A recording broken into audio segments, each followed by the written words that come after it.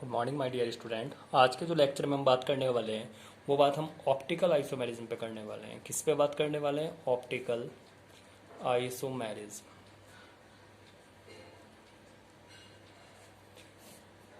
देखिए, optical isomerism को पढ़ना बहुत ईजिली है, बहुत आसान है। ऑप्टिकल आइसोमेरिज्म को हम कैसे पढ़ सकते हैं?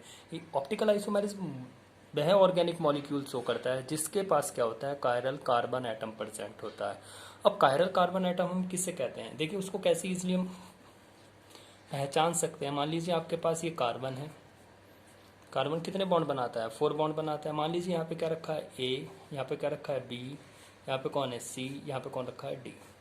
तो यहाँ पे ये जो कार्बन है ये अपने चारों जो बैलेंसी कंप्लीट कर रहा है वो किससे कर रहा है बेटा? वो डिफरेंट ग्रुप से कंप्लीट कर रहा है। तो एक ऐसा कार्बन एटम जिसकी क्या बेटा, जो चारों बैलेंसी है वो डिफरेंट ग्रुप से, किससे बेटा? डिफरेंट ग्रुप या एटम से अगर कंप्लीट हो रही है तो ऐसा कार्बन एटम कैसा होता है? कायरल कार्बन एटम होता है। कैसा होता है बेटा? कायरल कार्बन एटम होता है।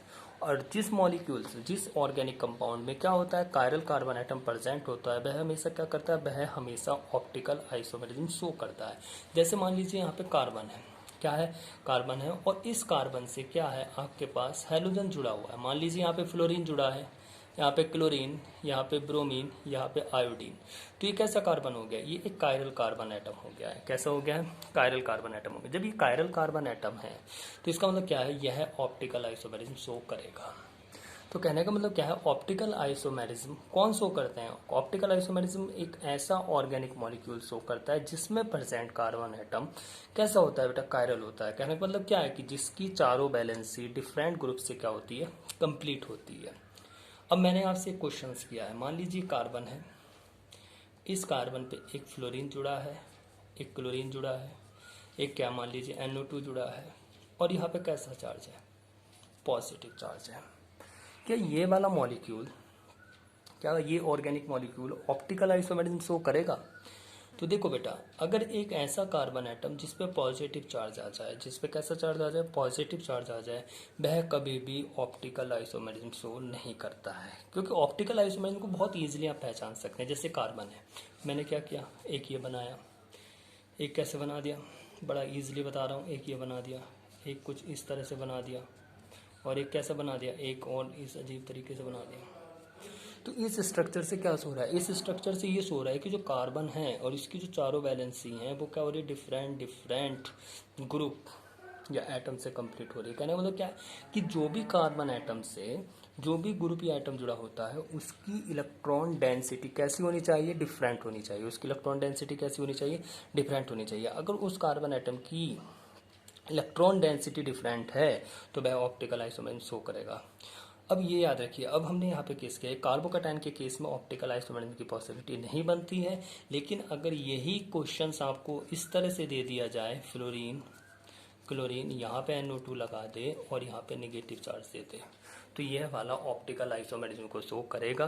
क्यों शो करेगा? क्योंकि जो ऑप्टिकल आइसोमेरिज्म को क्यों शो करेगा? क्योंकि नेगेटिव चार्ज के ऊपर क्या होता है? लॉन पेयर इलेक्ट्रॉन प्रेजेंट होता है। जब लॉन पेयर इलेक्ट्रॉन प्रेजेंट होता है तो इसकी भी, इस नेगेटिव चार्ज की भी अपनी क्या होती है? इलेक्ट्रॉन डेंसिटी होती है। तो इससे क्या सो रहा है? इससे ये सो रहा है कि अगर किसी कार्बन पर 3 बैलेंसी डिफरेंट से हो और उस पर पॉजिटिव चार्ज आ जाए तो वह ऑप्टिकल आइसोमेरिज्म शो नहीं करता है। लेकिन अगर आपके पास कार्बन से 3 बैलेंसी डिफरेंट ग्रुप या आइटम से कंप्लीट हो रही है और उस पर निगेटिव चार्ज आ जाए तो वह आपका ऑप्टिकल आइसोमेरिज्म को शो करता है। ठीक है बेटा। जैसे और देख सकते हैं, मान लीजिए यहाँ पे CH3 है, यहाँ पे क्या है? C2H5 है, यहाँ पे कौन है? H है, यहाँ पे कौन है? OH है। तो चारों बैलेंसी कैसी है? अलग अलग है। तो इसका मतलब क्या है? ये भी ऑप्टिकल आइसोमेरिज्म आपकी शो करेगा। अब बात किस पे करते हैं? मैंने आपको एक लेक्चर में मार्कोनिकॉफ की बात की थी। मान लीजिए मार्कोनिकॉफ के अकॉर्डिंग मान लीजिए आपको इस तरह से दिया है, CH3 CH double bond CH2 plus HO, H ये दे दिया। क्या यह ऑप्टिकल आइसोमेरिज्म शो करेगा? वो पूछेगा कि जो प्रोडक्ट बन रहा है क्या वह ऑप्टिकल आइसोमेरिज्म को शो कर रहा है? तो देखते हैं। अब यहाँ पे कैसा चार्ज है? पॉजिटिव है, यहाँ पे निगेटिव है। तो अब क्या करेगा? अकॉर्डिंग टू मार्कोनिकॉफ ये जो निगेटिव चार्ज है ये एल्कीन के उस कार्बन से जाके जुड़ेगा जहाँ पे less number of hydrogen atom होगा। तो less number of hydrogen atom कहाँ है? इस पर है। तो यहाँ से जो प्रोडक्ट बनेगा, अगर हम उसके स्ट्रक्चर को देखें तो CH3 C, यहाँ पे H कौन जाके जुड़ गया? OH, ये H किस पे जाके अटैक करेगा, इस पे, तो ये क्या बन जाएगा CH3। तो यहाँ पे जो पॉसिबिलिटी है वो ऑप्टिकल आइसोमेरिज्म को शो करेगी नहीं।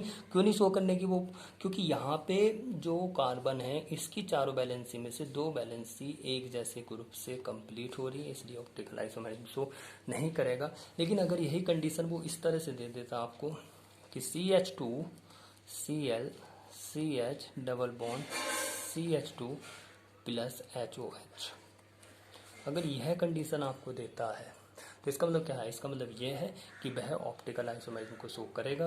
यहाँ पे प्लस है, यहाँ पे कैसा है, माइनस है।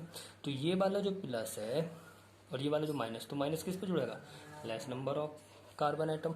तो यहाँ पे अगर आप देखें तो क्या कंडीशन जनरेट हो रही है, CH2 Cl, ये कार्बन, इससे H, यहाँ पे OH और यहाँ पे CH3। तो ये वाला जो कार्बन है वो क्या है बेटा, ये अलग, ये भी अलग, ये भी अलग, ये भी अलग। तो ये आपका क्या करेगा, यह आपका ऑप्टिकल आइसोमेरिज्म को शो करेगा। तो मार्कोनिकॉफ के अकॉर्डिंग भी अगर आप कोई प्रोडक्ट बनाते हैं तो उसमें भी आपको ये देखना है कि जो कार्बन एटम है वो कैसा होना चाहिए, वो जो कार्बन एटम है उसकी जो बैलेंसी है वो डिफरेंट ग्रुप या एटम से क्या होनी चाहिए बेटा, आपकी कंप्लीट होनी चाहिए। अब आगे अगर हम बात करें तो आगे क्या बात आती है। अब देखिए मान लीजिए ये बहुत इंपॉर्टेंट है, वो इस तरह से कहता है CH3 मान लीजिए C2H5, यहाँ पे COOH, ये भी COOH, यहाँ पे उसने हीट किया, ये क्वेश्चन दिया। अब इसमें जो बनने वाला प्रोडक्ट है क्या वह ऑप्टिकल आइसोमेरिज्म शो करेगा, इसमें जो बनने वाला प्रोडक्ट है क्या वह ऑप्टिकल आइसोमेरिज्म को शो करेगा। तो देखें अगर ऑप्टिकल आइसोमेरिज्म को शो करने वाली बात आती है, यहाँ भी COOH है, यहाँ भी COOH है, ये CH3 है और उसने हीट का साइन दिया। तो याद रखिए अगर किसी भी कार्बन से 2 एसिड ग्रुप जुड़े हैं, कैसे ग्रुप जुड़े हैं, 2 एसिड ग्रुप जुड़े हैं, किसी भी कार्बन से अगर 2 एसिड ग्रुप जुड़े हैं और हीट कर रहे हैं, तो हमेशा एक बात याद रखिए, क्या याद रखना है कि किसी भी एक कार्बन से या किसी भी एटम से 2 एसिड ग्रुप कभी नहीं जुड़ सकते हैं। कहने का मतलब क्या है कि जैसे कार्बन है इससे 2 COOH ग्रुप जुड़े हैं और जैसे ही आप इसको हीट करेंगे तो ये हमेशा अपने में से क्या निकाल देता है, CO2 गैस निकाल देता है। क्या निकाल देता है, CO2। तो इससे क्या सो रहा है, इससे सो रहा है कि अगर किसी भी एटम से 2 COOH ग्रुप जुड़े हुए हैं तो उनको जैसे ही हम हीट करेंगे तो वो एक ग्रुप इसमें से अपने से CO2 निकाल देता है और यहाँ पे क्या प्रोडक्ट बना देगा, CH3C C2H5, ये H और ये COOH। तो अब ये कैसा हो गया, ये कायरल हो गया। तो जब ये कायरल हो गया तो इसका मतलब क्या है कि यह ऑप्टिकल आइसोमेरिज्म को शो करेगा।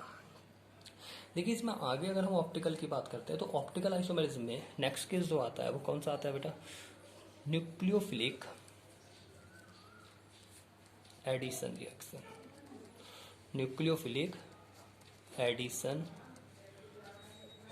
Reaction, nucleophilic addition reaction. तो अब हमको ये देखना है कि जो न्यूक्लियोफिलिक एडिशन रिएक्शन क्या ऑप्टिकल आइसोमेरिज्म को शो करते हैं या नहीं करते उसमें प्रोडक्ट। तो न्यूक्लियोफिलिक एडिशन रिएक्शन कौन शो करता है, मेनली कार्बोनिल ग्रुप। ये कार्बोनिल ग्रुप हो गया। मान लीजिए आपने इसकी रिएक्शन यहाँ पे HCN से कराई, तो यहाँ पे क्या होता था, 12th में पढ़ा है, यहाँ पे ये माइनस आएगा, यहाँ पे प्लस आएगा, बॉन्ड ब्रेकिंग होगा, इलेक्ट्रोमैग्नेटिक इफेक्ट, ये प्लस ये माइनस, ये माइनस इस पर जाके अटैक करेगा, ये यहाँ पे जाके अटैक करेगा। तो क्या पॉसिबिलिटी जनरेट हुई, C, ये OH, यहाँ पे क्या बन गया CN। बेटा अगर एक कार्बन से एक OH और CN जुड़ा हो उसको हम क्या कहते हैं, साइनोहाइड्रिन। क्या क्या देते हैं, साइनोहाइड्रिन। अब डिपेंड क्या करता है कि क्या वह ऑप्टिकल आइसोमेरिज्म शो करेगा नहीं करेगा न्यूक्लियोफिलिक में, तो वो डिपेंड करता है इस कार्बन के इन दोनों ग्रुप से, ये जो दोनों बैलेंसी है। अगर याद रखिए अगर आप यहाँ पे फॉर्मल्डिहाइड लेते हैं, क्या लेते हैं, फॉर्मल्डिहाइड लेते हैं, तो आपको पता है ये प्लस ये माइनस, तो यहाँ पे क्या हो रहा है बेटा, ये HCHOHCN। तो यहाँ पे इस कार्बन की जो दोनों बैलेंसी है वो एक जैसे ग्रुप से पूरी हो रही है, तो ये आपका शो नहीं करेगा। तो इसका मतलब क्या है, फॉर्मल्डिहाइड न्यूक्लियोफिलिक एडिशन रिएक्शंस में जो प्रोडक्ट बनाता है वो प्रोडक्ट कभी भी ऑप्टिकल आइसोमेरिज्म शो नहीं करता है। लेकिन अगर आप एसिटल्डिहाइड लें, अगर आप यहाँ पे क्या ले लेते हैं, एसिटल्डिहाइड लेते हैं और उसकी रिएक्शंस HCN से कराते हैं, तो बेटा यहाँ पे क्या होगा, ये माइनस आएगा ये प्लस आएगा, ये प्लस रहेगा, ये माइनस आएगा। तो अगर आप इसकी बात करें तो क्या होगा बेटा, ये वाला यहाँ पे अटैक करेगा, ये यहाँ पे अटैक करेगा। तो जैसे ही अटैक करेगा तो यहाँ पे क्या बनेगा, CH3 CHOH, ये CN, ये क्या है बेटा, ये आपके पास एसिटाल्डिहाइड है। तो ये जब ये एसिटाल्डिहाइड है तो यहाँ पे जो प्रोडक्ट बन रहा है इसकी चारों वैलेंसी कैसी है, अलग अलग है। तो इसका मतलब क्या है, एसिटाल्डिहाइड क्या करते हैं, ऑप्टिकल आइसोमेरिज्म को शो करते हैं। अगर इसी की जगह अगर आप अब एसीटोन ले लेते हैं, क्या ले लेते हैं बेटा, एसीटोन ले लेते हैं। तो अगर आप एसीटोन की बात करते हैं तो एसीटोन में क्या होगा, ये माइनस, ये प्लस, ये प्लस, ये माइनस। तो यहाँ पे अगर आप बात करें तो ये एसीटोन है, तो यहाँ पे क्या हो जाएगा, ये माइनस इस पर अटैक करेगा, ये यहाँ पे अटैक करेगा। तो CH3 CH3, ये OH, और यहाँ पे क्या जाएगा CN। तो ये भी शो नहीं करेगा क्योंकि इस कार्बन से दो क्या है बेटा, एक जैसे ग्रुप अटैच है। तो न्यूक्लियोफिलिक एडिशन रिएक्शन में अगर हम बात करें और हम कार्बोनाइल ग्रुप को लें तो फॉर्मल्डिहाइड क्या करता है बेटा, फॉर्मल्डिहाइड आपका न्यूक्लियोफिलिक एडिशन रिएक्शन में बनने वाले प्रोडक्ट में ऑप्टिकल आइसोमेरिज्म शो नहीं करता है। लेकिन एसिटाल्डिहाइड की बात करें तो एसिटाल्डिहाइड ऑप्टिकल आइसोमेरिज्म शो करता है। और एसीटोन की बात करें तो एसीटोन भी आपका क्या बेटा, ऑप्टिकल आइसोमेरिज्म को शो नहीं करता है। देखिए बेटा, इसमें ऑप्टिकल आइसोमेरिज्म में अभी तक जो मैंने बात की है, क्या बात की है, मैंने आपको बताया कि जो ऑप्टिकल आइसोमेरिज्म होती है उसमें क्या होता है कि कायरल कार्बन एटम देखना होता है। कायरल कार्बन एटम क्या है, एक ऐसा कार्बन एटम जिसकी जो चारों वैलेंसी है वो डिफरेंट एटम या ग्रुप से कंप्लीट होनी चाहिए। कहने का मतलब क्या है कि इलेक्ट्रॉन डेंसिटी कैसी होनी चाहिए, डिफरेंट होनी चाहिए। लेकिन याद रखिए, अगर आपके पास कोई ऐसा कार्बन एटम है जिसमें 3 वैलेंसी का डिफरेंट एटम या ग्रुप से कंप्लीट हो लेकिन उसमें पॉजिटिव चार्ज आ रहा है तो वह ऑप्टिकल आइसोमेरिज्म शो नहीं करता है। लेकिन अगर उसमें निगेटिव चार्ज आ रहा है तो वह इलेक्ट्रॉन डेंसिटी आपकी क्या करता, इलेक्ट्रॉन डेंसिटी डिफरेंट हो जाती है। तो इसका मतलब क्या है कि वह ऑप्टिकल आइसोमेरिज्म शो करता है। अगर हम मार्कोनिकॉफ के अकॉर्डिंग चलते हैं तो याद रखिए, मैंने एक केस लिया CH3 CH, तो यहाँ पे जो प्रोडक्ट बना था उसमें 2 एल्काइल ग्रुप एक जैसे आ गए थे तो उसने ऑप्टिकल आइसोमेरिज्म शो नहीं की, लेकिन यहाँ पे इसने ऑप्टिकल आइसोमेरिज्म को शो की थी। उसके बाद मैंने आपको एक केस बताया कि अगर आपके पास किसी एक कार्बन से 2 COOH ग्रुप अटैच है तो याद रखिए उससे जो बनने वाला प्रोडक्ट होता है वह हमेशा क्या करता है, ऑप्टिकल आइसोमेरिज्म को शो करता है। अगर ये वाले दोनों ग्रुप कैसे हों, डिफरेंट हो, ये दोनों ग्रुप कैसे हों, डिफरेंट हो, तो वह ऑप्टिकल आइसोमेरिज्म को शो करता है, जैसे यहाँ पे किया। उसके बाद मैंने क्या किया, न्यूक्लियोफिलिक एडिशन रिएक्शंस की बात की। तो न्यूक्लियोफिलिक एडिशन रिएक्शन में मैंने क्या कहा है आपसे कि अगर फॉर्मल्डिहाइड का केस आप ले रहे हैं तो उससे बनने वाला प्रोडक्ट क्या करता है बेटा, ऑप्टिकल आइसोमेरिज्म शो नहीं करता है। लेकिन एसिटाल्डिहाइड के केस में करता है, एसीटोन के केस में भी ऑप्टिकल आइसोमेरिज्म शो नहीं करता है। तो ऑप्टिकल आइसोमेरिज्म के ऊपर ये मेरा फर्स्ट लेक्चर है। इससे नेक्स्ट लेक्चर में मैं आगे बात करूंगा। ऑप्टिकल आइसोमेरिज्म पे मेरे अकॉर्डिंग 2 से 3 लेक्चर, कहने का मतलब क्या, अभी 2 लेक्चर और आएंगे। तो ये मेरा पहला लेक्चर था। नेक्स्ट लेक्चर में मैं आपको ऑप्टिकल आइसोमेरिज्म में आगे बात करता हूँ कि ऑप्टिकल आइसोमेरिज्म में आगे क्या क्या होता है। ठीक है बेटा, ओके, थैंक यू।